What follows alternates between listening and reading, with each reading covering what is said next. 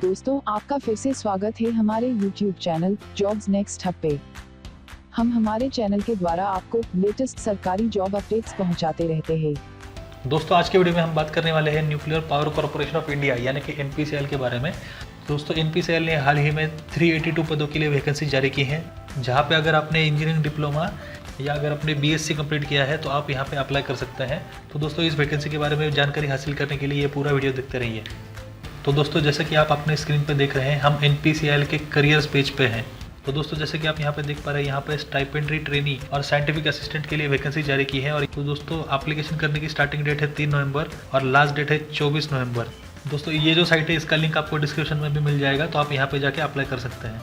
तो चलिए दोस्तों, हम वैकेंसी की डिटेल भी देख लेते हैं। तो यहाँ पे सबसे पहले कैटेगरी है स्टाइपेंडरी ट्रेनी या साइंटिफिक असिस्टेंट। तो इस वैकेंसी के लिए 2 अलग अलग क्वालिफिकेशन के लोग अप्लाई कर सकते हैं। यहाँ पे आइदर आपका डिप्लोमा है या आप साइंस ग्रेजुएट हैं, तो आप इन वैकेंसी के लिए अप्लाई कर सकते हैं। तो दोस्तों, डिप्लोमा में भी अगर आपका मैकेनिकल, इलेक्ट्रिकल, इंस्ट्रूमेंटेशन और इलेक्ट्रॉनिक्स, इन चारों में से एक ब्रांच में अगर आपने डिप्लोमा किया हुआ है तो आप यहाँ पे अप्लाई कर सकते हैं। और PSc वाले कैंडिडेट्स के लिए अगर आपने केमिस्ट्री या फिजिक्स, इन दोनों में से एक टॉपिक मेजर लेके अगर आपने BSc कंप्लीट किया है तो आप यहाँ पे अप्लाई कर सकते हैं।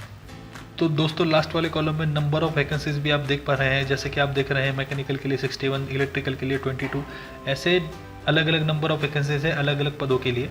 तो दोस्तों, इन वैकेंसीज के साथ ही कुछ बैकलॉग वैकेंसीज भी हैं जो कि पिछले सालों से खाली है, उसके भी डिटेल उन्होंने इस पेज पे दी हुई है। यहाँ पे अगर आप नीचे जाएंगे तो यहाँ पे आपको बैकलॉग वैकेंसीज भी देखने को मिलेंगे। तो ये भी कुछ एडिशनल नंबर ऑफ वैकेंसीज है ST और SC के पदों के लिए।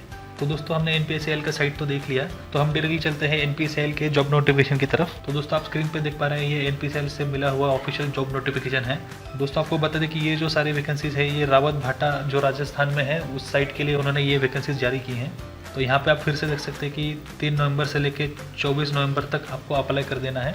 तो यहाँ पे फिर से लिखा है कि ये रावत भाटा राजस्थान की साइट के लिए वैकेंसी है। तो दोस्तों, जैसे कि हमने पहले ही देखा, ST और SA यानी कि स्टाइपेंडरी ट्रेनिंग और साइंटिफिक असिस्टेंट, इन दोनों पदों के लिए टोटल नंबर ऑफ वैकेंसीज है 164, उसमें बैकलॉग वैकेंसीज है 12। तो ये टोटल मिला के 176 वैकेंसीज हैं। तो यहाँ से आगे उन्होंने ब्रांच वाइज डिस्ट्रीब्यूशन दिया है नंबर ऑफ वैकेंसीज का। तो ये आप इस PDF को डाउनलोड करके देख सकते हैं। तो चलिए दोस्तों, आगे हम बात कर लेते हैं एज लिमिट और पेमेंट की। तो साइंटिफिक असिस्टेंट इस पद के लिए अप्लाई करने के लिए आपकी उम्र 18 से 25 वर्ष के दरमियान होनी चाहिए। अगर पे स्केल की बात करें तो यहाँ पे आपका ट्रेनिंग जो है वो 1.5 साल का होने वाला है। तो यहाँ पे पहले साल में आपको 16,000 हर महीने का सैलरी मिलने वाली है या स्टाइपेंड मिलने वाला है। दूसरे साल में आपको 18,000 पर महीना सैलरी मिलने वाली है। और यहाँ पे आपका ट्रेनिंग जो 1.5 साल का है वो खत्म होने के बाद आपको यहाँ पे परमानेंट जॉब का भी ऑफर दिया जाएगा। टाइम में आपको 35,000 हर महीना सैलरी दी जाएगी। तो दोस्तों, चलिए हम आगे बढ़ते हैं। अगर आप किसी रिजर्व कैटेगरी से बिलोंग करते हैं तो आपके लिए एज लिमिट में भी कंसेशन है, तो वो भी हर अलग अलग कैटेगरी के लिए अलग अलग नंबर ऑफ ईयर्स है। तो चलिए दोस्तों, हम बात करते हैं ट्रेनिंग के पीरियड के बारे में। तो जैसे कि हमने आपको पहले ही बोला है कि ST SA इन पदों के लिए 18 महीने यानी 1.5 साल की ट्रेनिंग पीरियड होने वाली है। दोस्तों, यहाँ पे आपकी ट्रेनिंग खत्म होने के बाद आपसे एक बॉन्ड साइन कराया जाएगा, तो उसके डिटेल हम यहाँ पे देख सकते हैं। यहाँ पे आपका 1.5 साल का ट्रेनिंग खत्म होने के बाद आपसे 4.5 साल का बॉन्ड साइन कराया जाएगा। अगर आप किसी कारणवश बॉन्ड ब्रेक कर देते हैं तो आपको 3,03,000 रुपए देने पड़ेंगे। तो दोस्तों, यहाँ पे ये बॉन्ड कंपलसरी है। आपका ट्रेनिंग खत्म होने के बाद आपको वहीं पे 4.5 साल तक मिनिमम जॉब करना है, तो इसके लिए ये बॉन्ड साइन करा के ले रहे हैं। तो दोस्तों, चलिए हम आगे बढ़ते हैं। तो दोस्तों, चलिए हम बात कर लेते हैं एजुकेशनल क्वालिफिकेशन की। तो दोस्तों, जैसे कि हमने पहले ही देखा है कि ST SA इन पदों के लिए 2 अलग अलग क्वालिफिकेशन के लोग अप्लाई कर सकते हैं। एक है डिप्लोमा होल्डर्स और दूसरे है साइंस ग्रेजुएट। तो दोस्तों, अगर आप डिप्लोमा होल्डर हैं तो आपको मिनिमम 60% मार्क्स होने चाहिए। आपका डिप्लोमा जो है वो फुल टाइम होना चाहिए, यानी आपने 3 साल का डिप्लोमा कंप्लीट किया होना चाहिए।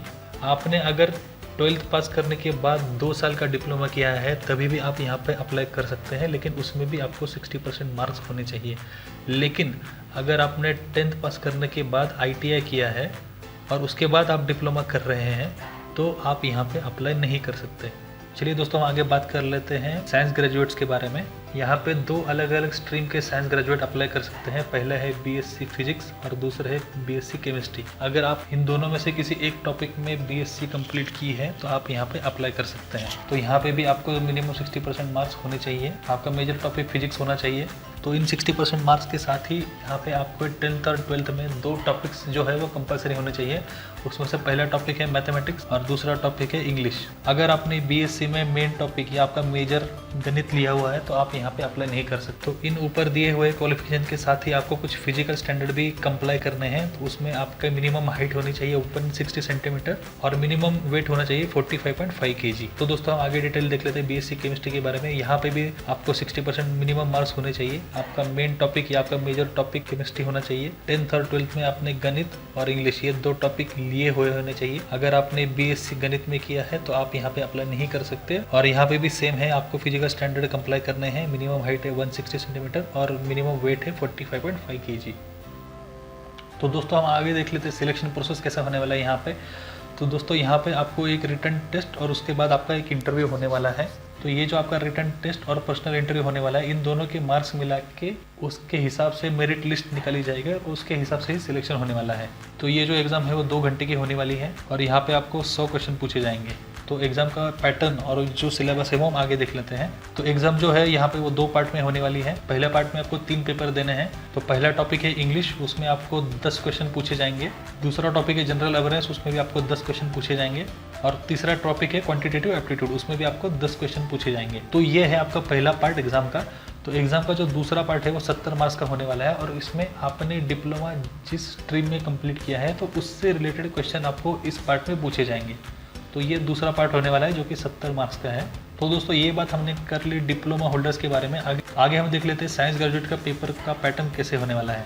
तो साइंस ग्रेजुएट का पेपर भी 2 पार्ट में होने वाला है, पार्ट 1 और पार्ट 2। पार्ट 1 का जो पेपर है वो डिप्लोमा और बीएससी इन दोनों कैंडिडेट्स के लिए सिमिलर ही होने वाला है। तो पहला पार्ट में पहला पेपर होगा इंग्लिश जो 10 मार्क्स के लिए पूछा जाएगा। दूसरा पेपर होगा जनरल अवेयरनेस, वो भी 10 मार्क्स के लिए पूछा जाएगा। और तीसरा पेपर होगा क्वांटिटेटिव एप्टीट्यूड, वो भी 10 मार्क्स के लिए पूछा जाएगा। तीसरा जो पेपर है वो 70 मार्क्स का होने वाला है और उसमें आपके फिजिक्स और केमिस्ट्री बीएससी के रिलेटेड क्वेश्चन पूछे जाएंगे। जो आपने बीएससी में सीखा है उसके रिलेटेड ही क्वेश्चन यहाँ पे पूछे जाएंगे। एग्जाम का रिजल्ट जो है वो उनकी ऑफिशियल साइट पे ही डिक्लेयर किया जाएगा। तो आपको इस साइट को देखते रहना है और टाइम टू टाइम चेक करते रहना है। यहाँ पे दोस्तों नेगेटिव मार्किंग भी होने वाला है। सही आंसर के लिए आपको 1 मार्क मिलने वाला है और गलत जवाब के लिए 1/4 मार्क जो है वो काटे जाने वाले हैं। तो यहाँ पे आपको याद रखना है कि यहाँ पे आपका नेगेटिव मार्किंग होने वाला है। तो दोस्तों हम आगे पासिंग मार्क्स देखने वाले हैं। तो अगर आप जनरल कैटेगरी से बिलोंग करते हैं तो आपको मिनिमम 40% मार्क चाहिए पासिंग के लिए। और रिजर्व कैटेगरी के लिए आपको मिनिमम 30% मार्क्स होने चाहिए। तो आपकी जो राइटिंग टेस्ट होने वाली है उसके लिए आपको 40% और 30% मार्क्स होने चाहिए पासिंग के लिए।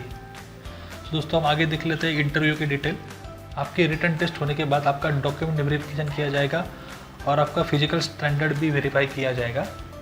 वो दोनों चीज़ें क्लियर करने के बाद आपको पर्सनल इंटरव्यू के लिए बुलाया जाएगा। तो यहाँ पे दोस्तों हमने जैसे पहले भी देखा कि यहाँ पे मेरिट लिस्ट जो है वो आपके रिटन एग्जाम और पर्सनल इंटरव्यू दोनों के मार्क्स मिला के फाइनल मेरिट लिस्ट बनाई जाएगी। तो दोस्तों उम्मीद है आपको ये वीडियो पसंद आई होगी। तो दोस्तों आपको फिर से एक बार बता दें कि यहाँ पे अप्लाई करने की लास्ट डेट है 24 नवंबर।